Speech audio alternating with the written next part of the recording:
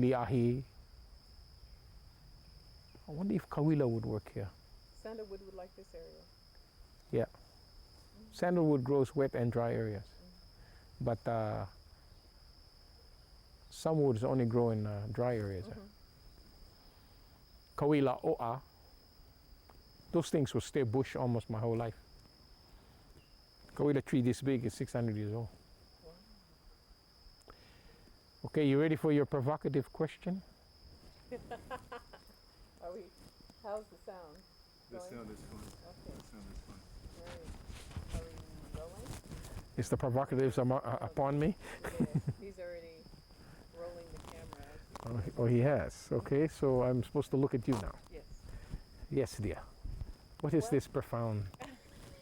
What is your profoundness talking about?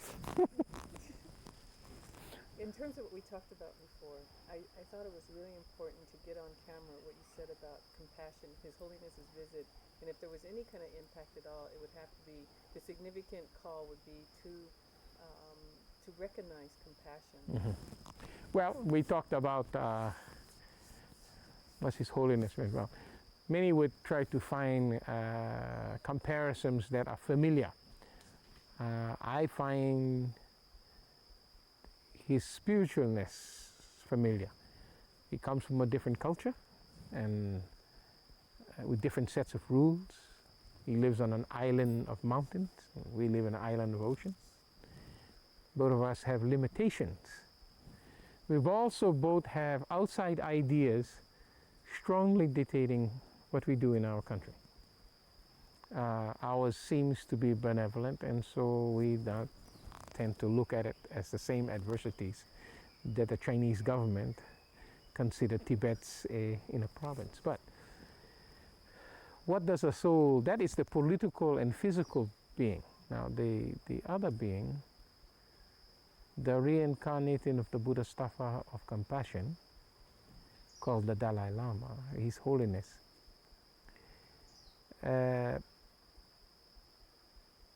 we who use the word aloha, try to look for its meanings. And there are some notions by some Hawaiians that someday we will be teaching the world aloha. I don't think the world needs to learn aloha, I think they already know it. But they discolor its qualities by laying on a more physical world, a more practical world, a more economical world, a world of their own creation and notion. The philosophy of science or something laid over it. And in the case of His Holiness, he brought us compassion. Well, aloha is one of these words that are hardly defined, and today we call it love. Yet the Greeks, who used the word love, gave it 5 different qualities. You know, the love of nation, the love of family, the love of self, the love of erotis, sex, and the love agape. And that agape is kind of close. I don't think you really can appreciate agape until you are on another plane. This plane is filled with all kinds of choices. That kind of agape means there is no choice. You love. But empathy is to feel the pain of someone else. But compassion is to feel the joy of someone else. And this is closer to aloha. Aloha broken down in its base root. A is light. This is akua, ali, and aloha. Akua comes from kane makua and wahine makua, which means parents. Or another meaning for kua, which is back, is to care. If you care and willful, you stand up for something. And so that which cares, akua literally means the light that cares. Ali means those little lights. People descending from a heavenly plane to bring light to the earth. All great teachers and spiritual leaders are taught of being that ali, the little light. And then aloha is the light Loa meaning long, without ending, extending, isn't something having a beginning before we perceive it and having it end long after we understand it, no end, Loa. And Ha is breath. So the everlasting light of life.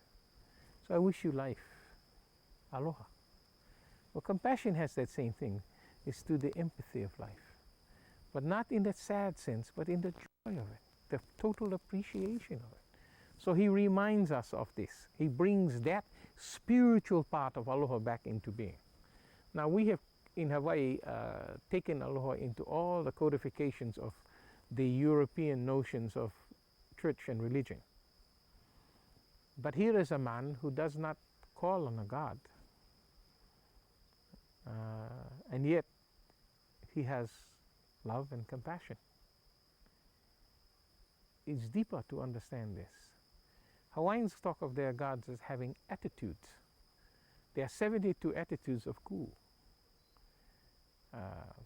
There are war names. There's the ku ka'ilimoku, which we think is the war name, but really is the god of state. There are ku ki'ilua, which is a god of fighting. Ku waha'ilo, ku waha'ula. These are the hard forms. There are softer forms and constructive forms. But the highest form of ku is ku nui akea, which literally means ku, willful, standing, a, light, kea, white. You see? So basically, the deity in the great white light. Now, when he becomes ku nui ake, also is kane nui ake. All our prayers refer to that ku becoming kane, or kane the creator. Now, this ku nui akea is the same phenomenon of Easter morning and the ascension of the Christos, or the phenomenon of the Buddha Staffa, or the deity in the great white light. See, in Hawaiian it says ku nui a kea.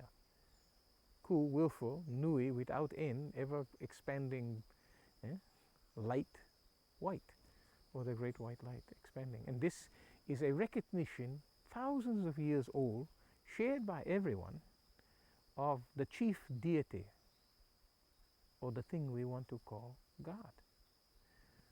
The Buddhists don't call it God, but they have the Buddha Staffa. That is the great white light. A recognition of some force of love and compassion that is greater. So you would, I want to say, ke aloha nui.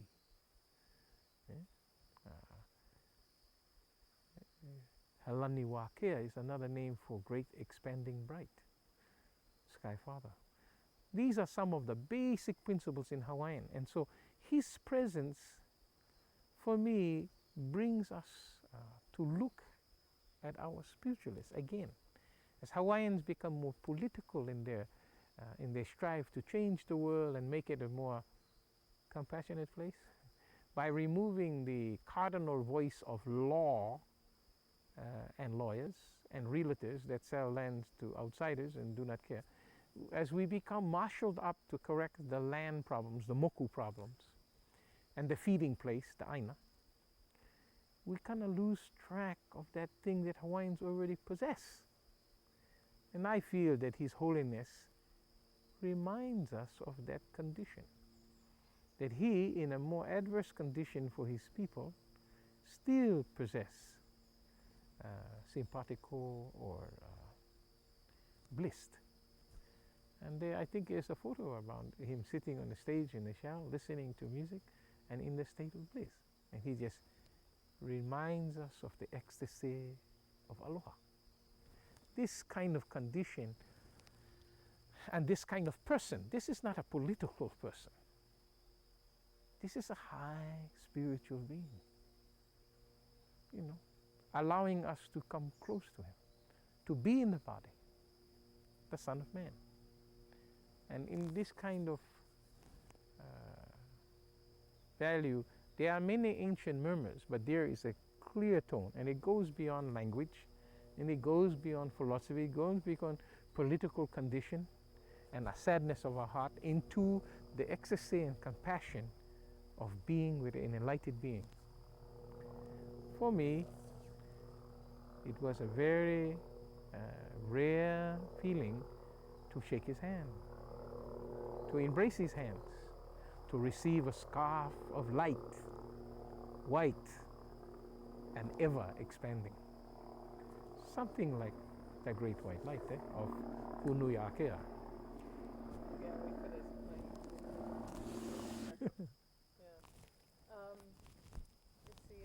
In terms of let's pursuing the idea of cultural connections or cultural similarities. You said that you agreed that both cultures, let's say, they use chant. Okay, let's get into that. Okay, many would try to find similarities in the Tibetan culture. I find the difference. The difference between men and women is that their plumbing is different, and that's what makes it so delightful. The difference between us is what makes it so delightful. Some will point out, well, they wear crest and helmet prayer things, and the Hawaiians have their mahiole. I believe we steal from each other. We should allow each other to we should appreciate each other for the joy of coming to a conclusion that's pleasing to the other person. Something like a relationship with somebody. And, our language is different. They live on a mountain of an island, almost like mountains, almost like islands, they're so high. We live in a kind of island surrounded by the sea. These things were protections for our specific way of developing. Today, they're nothing. People travel all over the world. See? And so in that, we are the same. We can go there and they can come here. The things that are kind of similarities is that something that was almost lost in Hawaii, chant, now is coming in vogue again. Hawaiians are willfully willing to do that. Now the hotels don't understand chant, and it was, we were full of an era of lovely hula hands. But now Hawaiian music, male hula, is all returning.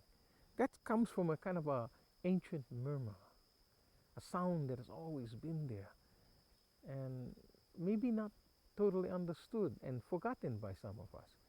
But today the chant is heard in public, and many do not speak the language. But it is soothing, it's pulsating, it has a comforting sound. It achieves a mood, a place. It is the ancient murmur, the song of songs, beyond this time, from other times, into a future time.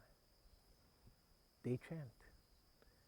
You see, in the nature of chant, you must understand what prayers are. And we say prayers, and we ask people, what do you think? What is a prayer? And most people said, well, I give thanks and I do this. I think we need to really qualify that. Prayers fall in 3 categories, but 2 are more familiar with everyone. We petition and we give gratitude. In the Christian form, give us this daily bread is a petition. And we give thanks for this food we are about to receive is a petition. Hawaiians call on the aumakuas and say, ho'omai ka ike, ho'omai ka ikauka, ho'omai ka akamai. Bring on the vision, bring on the strength, bring on the smarts. Different kinds that they petition for. Bring on the perseverance. Ho'omai ka mapopo. Or ho'omai ka ike e ka papalua. Bring on the vision from another plane. And then bring on the mana. Bring on the life force. These are important kinds of abstract things that belong to the Hawaiian. And they are important things within the Tibetan language that is important to them. one of the most ancient prayers, well, we're talking now about petitioning and gratitudes. There is also the third and the most awesome kind of prayer. I think Westerners call it incantations or conjuring. It literally is one possessed of the Spirit demanding the condition. It is to invoke. Usually we refer this to bishops or vicars of the church, ministers. But in Hawaii, these things are trusted to kahunas. Down in New Zealand, they call it tohonga.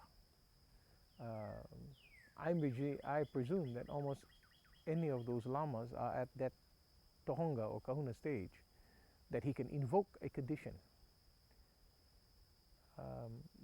To invoke a condition of compassion, to invoke a condition of aloha, to invoke a condition of love, to invoke a condition of joy, is what I believe this coming together one. It is the true mana, the true life force. And so as we get rolled up in our differences, we tend to forget. You know, in our political life, trying to get the mortgage paid, the rent, get to work, buck the traffic, believe that government is the giver of all things. We forget those things, that we need to seek every morning joy. So prayer, and people say, well, what does have with love? Eh? But love has 5 different states. We talked about it before, but this invoking, you must know the true state of the universe, the true state of the ancient murmur, the true state of the Song of Songs. And if you know those things, then you can invoke them. If you invoke with anger, then you invoke demons. And the Tibetans, well, they know how to get rid of demons. It's all part of their cosmic unit. So many things were brought to the fore, but his being in our presence, you know, Hawaiians were allowed to give leis, flowers. Surely a man who lives on a high mountain with many snows would appreciate a lei. Buddha came from a place of leis on the lower places of the Ganges. And yet his love is held in the high mountains, almost in a defensive castle. So Hawaii gave him many flowers, and he gave us many kapa. You know, we believe that the goddess of the moon, of the feminine things, Hina, every night sitting in the moon, kuku kapa, she makes kapa. Or au, she makes the clouds. And so I looked at his symbols of giving silken ribbons as putting a little cloud around you. It keep you in higher thoughts rather than in the mundane. So we gave him the flowers of compassion, you know, red flowers and green flowers and white flowers and scented flowers. And he gave us pieces of clouds, of high ideals, of high mountains with the air clear. These are some of the things this person saw. I'm sure every Hawaiian can tell you of other metaphors of his being with us. Maikai. Maitai roa. It is fine forever if as the time I exist upon the planet, a man like His Holiness exists also. The island Honua, the earth, is enriched by the presence of this kind of high being of light. Yeah? Mahalo nui loa. Maikai. Thank you very much. Yeah. Suddenly, it seemed like, you know, have you ever looked at one of those holograms where, you know, it's all a bunch of dots, but if you look long enough, you can see the words or the picture.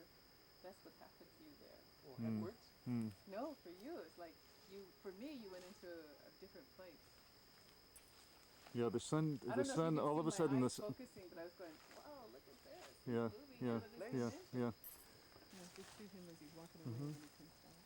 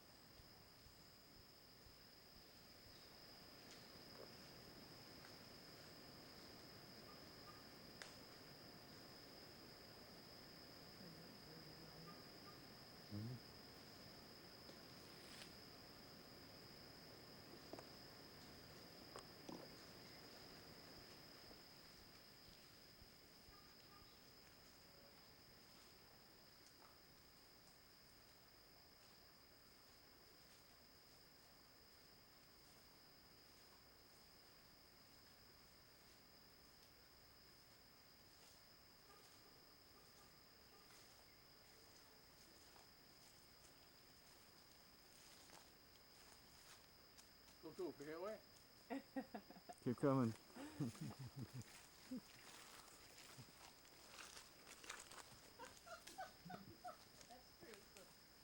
Right now I'm taking a Rua class and my knees are giving up on me. And I'm hurting, boy. Slice all that out. These are pretty good. Oh, yeah. This is fine. These all that.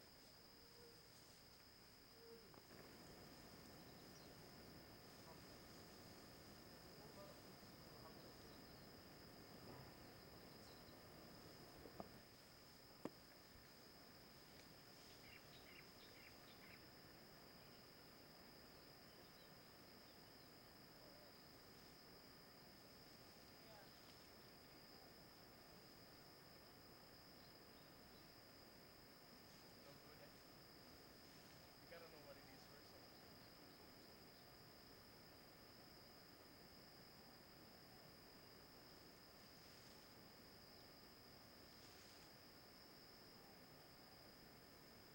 This horrible stuff on top. Just like that. Take it all off.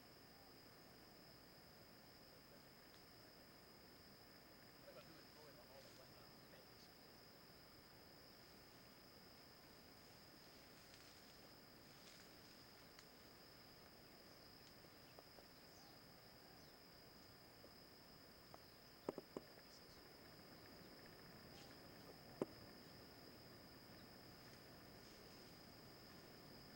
Got it?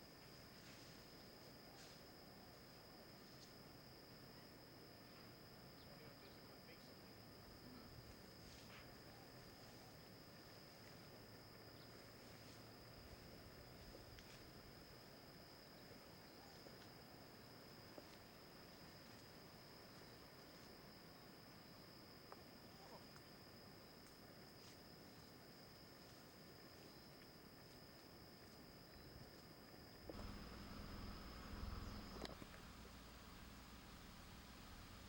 What's his name?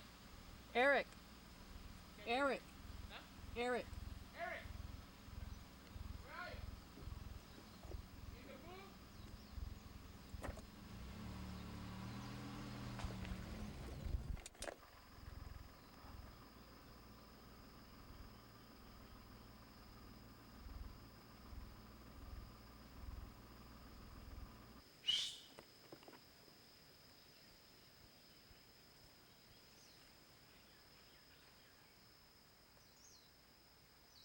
It was right down there. We're accumulating material.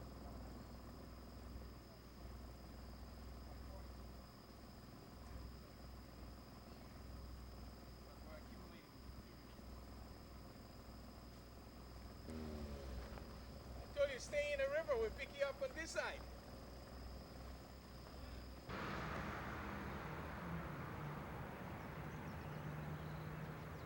We'll just edit it. But, Okay. in terms of, like before we were talking about how Hawaii's role in terms of the multicultural, intercultural representation of to the rest of the world, and that brings in the idea of world peace and compassion with not only individuals and communities, but even the larger picture of the world community. What is your comments about that in terms of His Holiness and his visit and what you recognize? And Hawaii is a place that is recognized throughout the world by many people as a paradise, and owing probably to our ocean, the calmness of the ocean, the warmth of the ocean, the warmth of the environment, the weather, the landscape, and the fact that we don't go through all of the different changes of weather. People who have lived here for many generations also take on that characteristic. And so Hawaii and Hawaiians were recognized as being very calm, very mellow people. If we look at this, this is a good example of the idea of peace. And to me, the idea of peace is not only living together with each other as humans, and respecting each other's beliefs, respecting each other's culture as an aspect of peace, but being able to live in your environment and being able to go with the natural order of the environment, to me, is also an aspect of and a very important part of peace. Because I think that if people can live in their environment and go along with the natural order of their environment, they can better live with people. Um, and therefore, after all of these people started coming to Hawaii for the sake of the plantations, um, to me, it was a beautiful time for the Hawaiians because we were able to learn about how these other people live, and they were able to learn about how we lived. Granted that there were times when there was some prejudice against wanting to maintain your own personality, wanting to maintain your own culture. But I think on the larger scale, there was an advantage to learning. And so we took the advantage to learning about what was Japanese, and we took the advantage to learn what was Portuguese. And so we all eat, Portuguese sweet bread. That's all part of our culture today. Um, we all know about the Buddhists, as well as the Shinto religions or beliefs and practices that was brought here by the Japanese and very well accepted by all of us. So we've lived in the situation with many people for many, many years, and certainly a couple of generations. Um, and therefore, if you're looking for the example of peace, I think Hawaii has a good chance of being that example. Um, Today, as Hawaiians, we are protesting and we're rebelling because of the overthrow of our queen in the 1890s, and then the taking over of our islands or of our little kingdom by the United States. But the overthrow and the taking over, although it hurt us, and although it was detrimental to our culture and our way of life, was still done in peace. And it was done in peace by the United States. So if you look at the bigger picture, it's still this idea of peace. We didn't fight back, although we do have histories of wars among each other, taking over of lands, etc. So, thinking about all of this, thinking about our history, thinking about the coming together of people here, I still think that Hawaii has the best example of that. And I like the Dalai Lama's perspective on the individual being the important ambassador to peace. Because if we as individuals take it on ourselves as being our responsibility to find the peace within ourselves, one of the things that we do, one of the things that I teach is that, first of all, you have to know who you are. Whether you're Hawaiian or Japanese or Filipino or a mix of race, you have to know who you are. You have to be at peace with yourself. And if you are at peace with yourself, then this moves out like a ripple. Then you are at peace with your environment. Then you are, in harmony with your family. And if all of this comes about, if you take it on yourself as the ambassador of peace, and it's not so much the ambassador of peace of your people or your island or your kingdom or your family, it's the ambassador of peace of yourself. Okay, because we can only be responsible for ourselves when you come down to it. And although we have a president and we have a leader of our church and we have a governor, they can just do so much for us. We're responsible for ourselves. So I think if we're looking at peace as well as we're looking at anything else, we have to find it within ourselves to do that. So the Dalai Lama when he talked about the local identity and its possibility for world peace, which to me, at when I first heard this, was kind of stretching it, because here I am in Hawaii, a very almost a dot on the global map, and thinking about what can I do as an individual, what can we do as Hawaiians to push this idea of world peace. But my interpretation. Okay, you ready? Because you're going to zoom out on this one. You're going to zoom out slowly on this one. Okay. Okay, and so we're rolling. Did I answer that question? Yeah, and you started to say that the Dalai Lama spoke about the local identity, and that's where you left off. Okay. So we're shooting? Yeah. Okay. Yeah.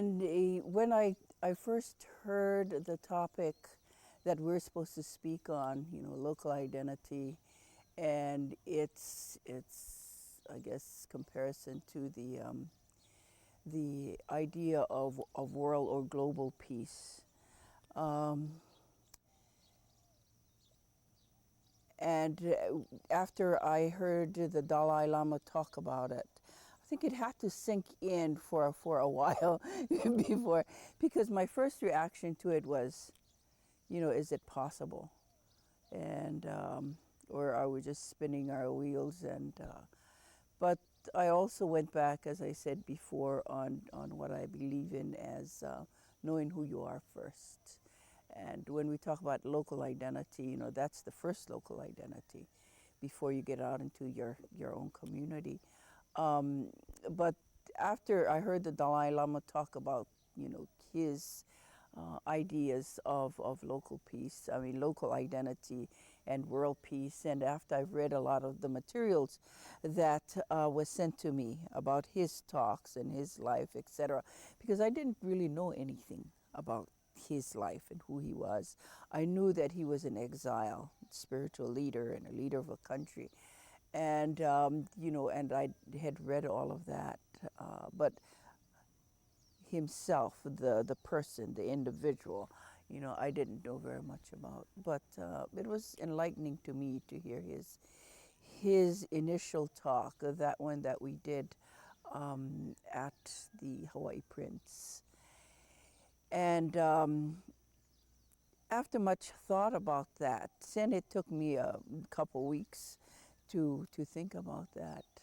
And it goes back to my own belief of knowing who you are first and being that ambassador, and then taking it out to a larger scale.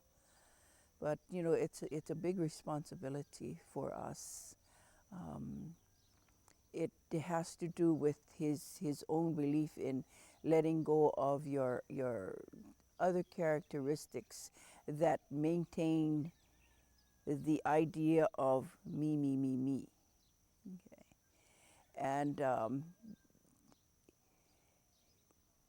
And if we can let go of that, then we can be ambassadors of the idea of world peace. And I think that a lot of people need to be taught that. I think it depends on what society we live in, and what is our focus in America. A lot of us will focus on capitalism. If we focus on capitalism, then we lose this other focus of me being the ambassador of peace. So it's the idea of rethinking who we are. It's not so much retraining. It doesn't have to do with retraining. It just has to do with rethinking. Reinterpreting our existence in our spaces.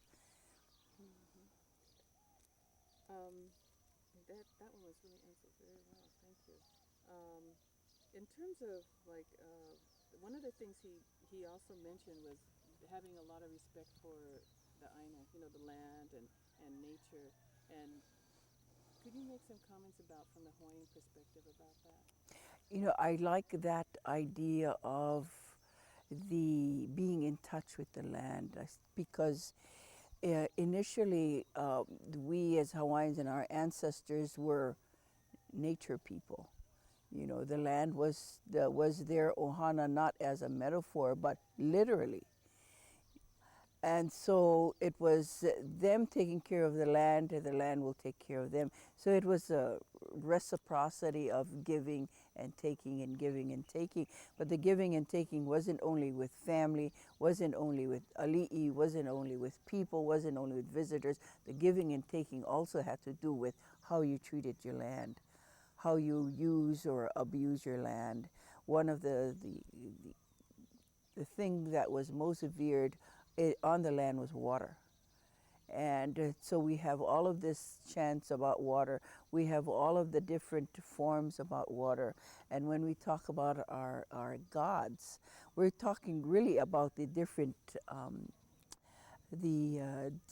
characteristics or the different things of nature. When we talk about the god Kane, we're talking about the atmosphere. The atmosphere includes clouds, it includes the rising and setting of the sun, it includes different rains, it includes the rainbow, it includes the stars and the moon, etc., and all of that. But all of that is not so much way out there. You know, we interact with that. And that um, we look at the moon as being that which tells us when the earth is ready to be bounty, to give of the ocean or to give of the land. So it tells us when we should plant certain things. And it tells us when we should go fishing for certain things. It also tells us when the earth is not going to give. And so we need to leave it alone. So there's a time for rest during the month, depends on the moon cycle. And then there's a time for us to go out and work the land and what was the best thing to plant. And all of this is moving in natural order of things because of this reciprocity, because we give and we take. But the giving and taking is, to me, the higher understanding of who you are as an individual and what your place is in the bigger picture, of life. But that's what our ancestors lived by, and they had to live by that because they were out here in the middle of the Pacific Ocean, and they had to survive from generation to generation to generation. And they had thousands upon thousands of people out here in the Pacific, and so in order for them to live, they had to live as nature predicted, or as nature not so much commanded. What kind of word do I use? Dictated. Okay. And so, and because they live in the natural order of things, that's why they were so kind of mellow. And okay. Okay. Another area that we wanted to talk about, there's a couple of ones. There's one, the Hawaiian usage of chant and culture. Also, the idea about birth and rebirth and reincarnation. What was believed by the Hawaiians? Yeah. What was in the culture in terms of the belief of that? Yeah. And what have you? And then healing in terms of using chant for healing and things. It's like that whole area of ritual and magic and belief, and that the Hawaiian people were very spiritual people, and they recognized spirit in life.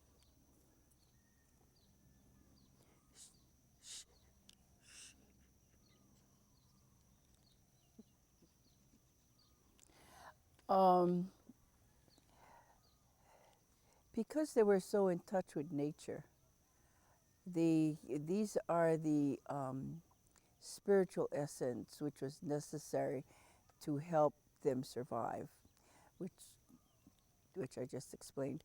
Um, but these were also the spiritual essence, not to only help them survive as far as when to plant or when to fish, things like that, but to help them survive as far as their health was concerned. The more learneth of our society, which was the kahuna and the ali'is, one of the things that we greatly admired about people was intelligence and the kahunas had that. They studied from one generation to the next generation to the next generation um, about this environment that they lived in. And so they were able to use the environment in their particular occupation, whatever areas of kahunaism that they were into, whether it was healing, whether it was genealogy, whether it was going up to the mountain and looking for a log for canoes, whether it had to do with looking at the weather to tell you what kind of weather was you could expect. All of those kahunas did it not only because it was a sense of the mystery, but they did it because they learned it from their ohana, or they learned it from the generation below before them, and um, and so it was a way of acquiring, all of this knowledge. But the one thing about learning for us Hawaiians, our teachers would teach us as much as he could teach us the rest of it.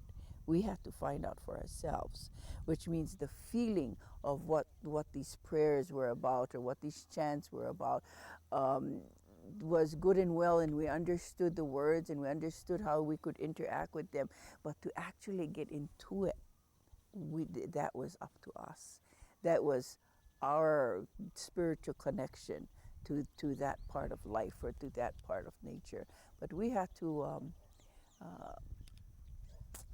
not learn it. We have to be able to feel, and allow that idea of the feeling to grow within us.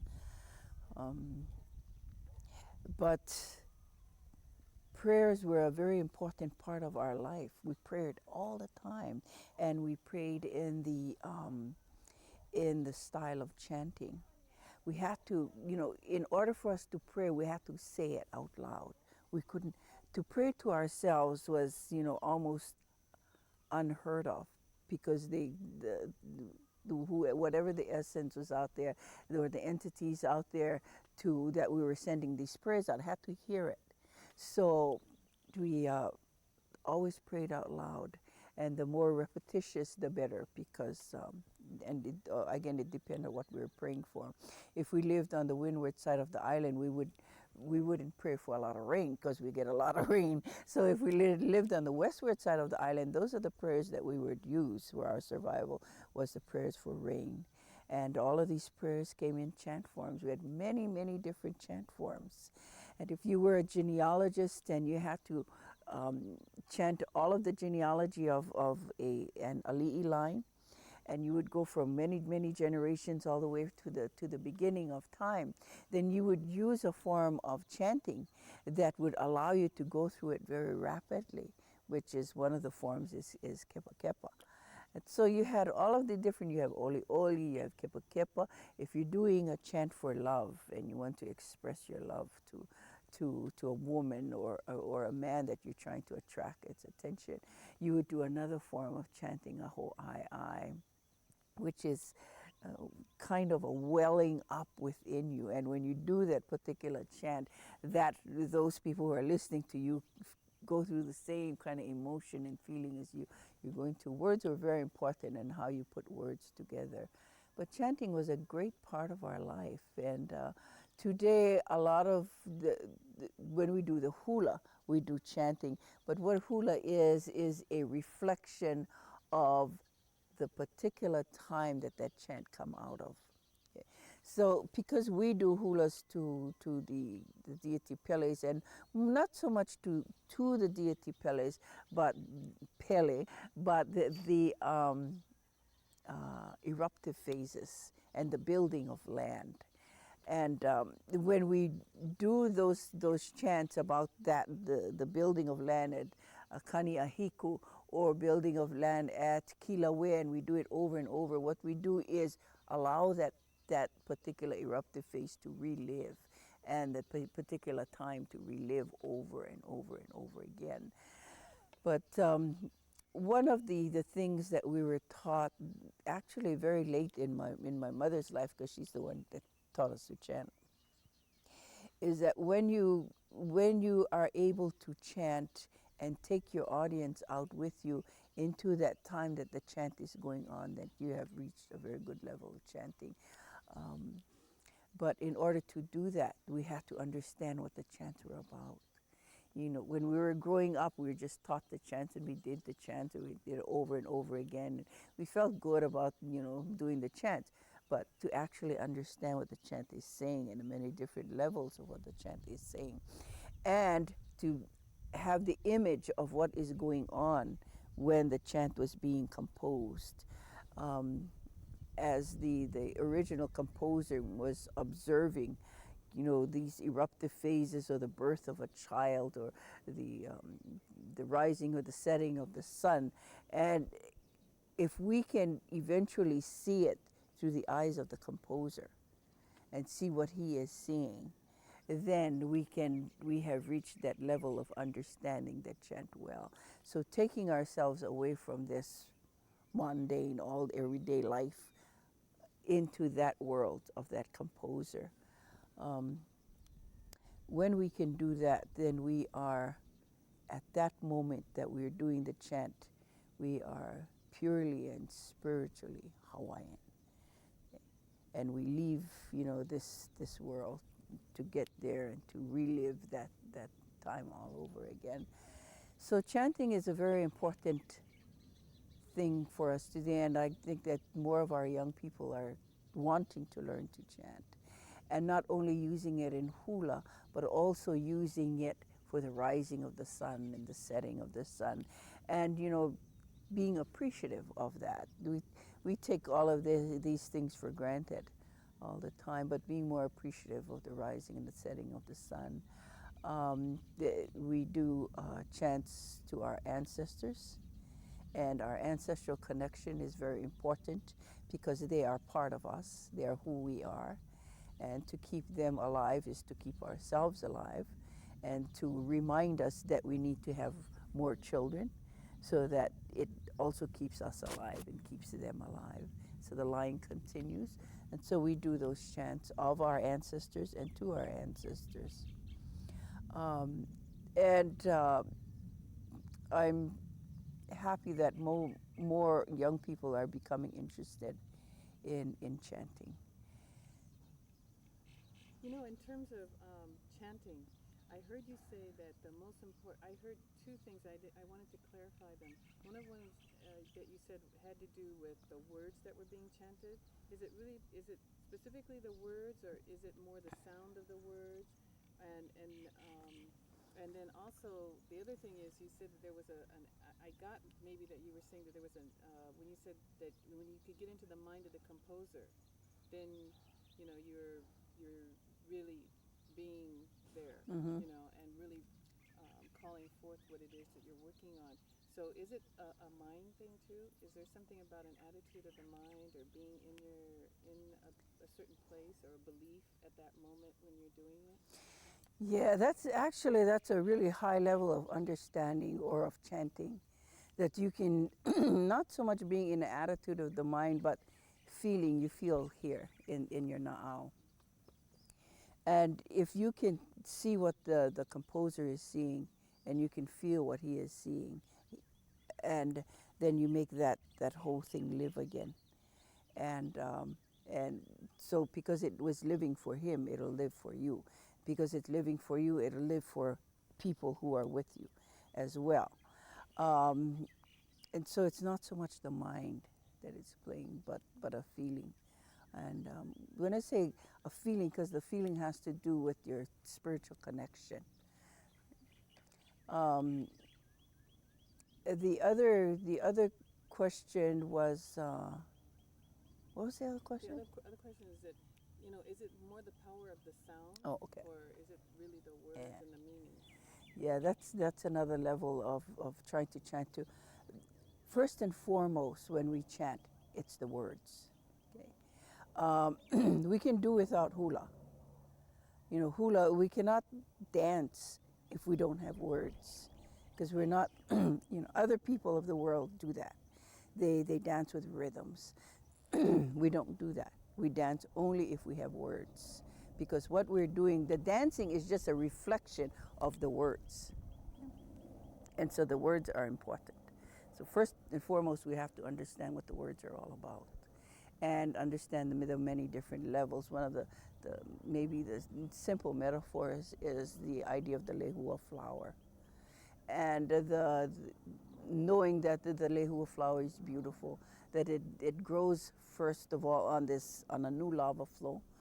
And so by growing on the new lava flow, having the idea of a rebirth, the lehua, because it is a rebirth, because it's one of the first hardwood that grow on new land, also is a symbol of the child of this land, because the child belongs to the land, the flower, the lehua belongs to the land. So when you sing about lehua, you're not only singing about the flower, you may be singing about the child of this land.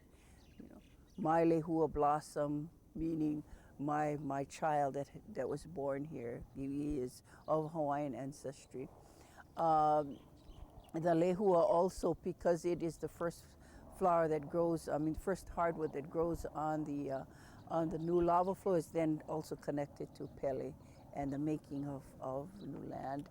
The lehua blossom, when it is well-rounded, it has kind of a dome form, is also the idea of hula, because the dome form has to do with the dome of the sky and the cycle of the sun going across the sky. And so the comparison is made between this dome form and the dome of the sky. So it has to do with cycles. Okay? And the lehua itself has to do with the ohia, and the lehua has to do with cycles, because you can have a lot of lehua growing here, and the lava will come and cover all of this. One of the first things that will pop out for as far as hardwood is the ohia. So it has to do again with the cycle. And so when the blossom comes out and it is in the form of the dome, it represents the form of the sky, the dome of the sky above us. And so when you talk about the lehua, you may be talking about all of these different levels. The composer of that Mele, understands the many different levels of the symbolism of lehua and what it represents too. And again, it has to go back to intelligence and what they understand about this environment that they live in. So the word is very important. The way you project the word is also important. So you have many different kinds of intonation of that of that word. And the idea that the chanter, if he is well taught, and if he understands his body and the spaces within his face and the spaces within his chest, uses all of that space to produce the sound. And if you are apt in listening to chant, you will know whether that chanter is real good, or whether the chanter is a beginner, or whether the chanter has just listened and is imitating what he is listening to by the way he uses his intonations and his spaces. Thank you. Another thing I wanted to talk about bring out is the Hawaiian philosophy about rebirth and reincarnation. Because that is definitely shared with Buddhist belief. We don't believe in reincarnation. We don't have that teaching of reincarnation. And we don't, and I'm saying that we don't have that teaching of reincarnation because it's not something that is familiar in my mind, in my knowledge of Hawaiian culture, in my knowledge of chants. What we believe in is ancestors and ancestral memories and ancestral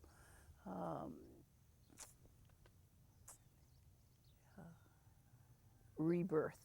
And when I say ancestral rebirth, I'm really talking about the Aumakua system. That not so much are our ancestors reborn into different forms of their Aumakua system, such as the owl. or the shark, or the puhi, the eel, or the different kinds of fish, but the spirit of the ancestor may influence that form, so that it will have some interaction with us. In the way of the shark or the owl, sometimes when a mother gives birth, the embryo that she gives birth to, or the fetus that she gives birth to, may not go full time, or may go full time, and when it is born in a form of a shark, or it is born in a form of an owl.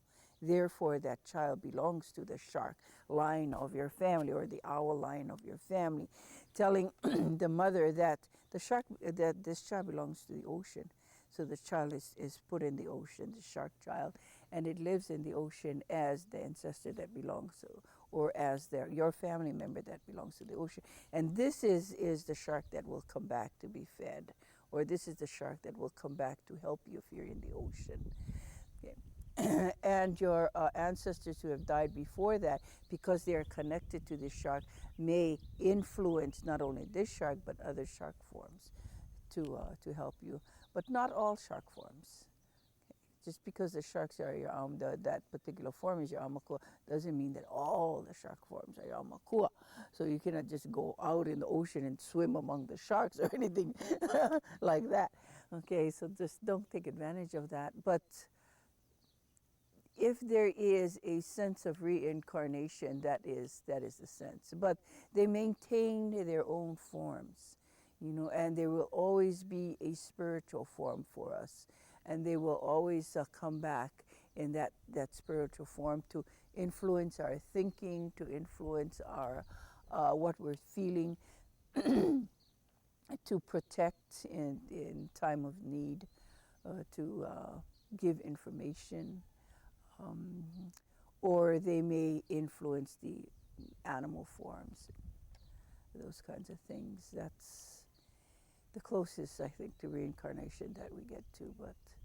And I don't understand all the teachings of reincarnation. It's just, I hear say what reincarnation is all about. But, but otherwise, that's, our belief in who we are after we die, that we are still the protectors of our people, of our family.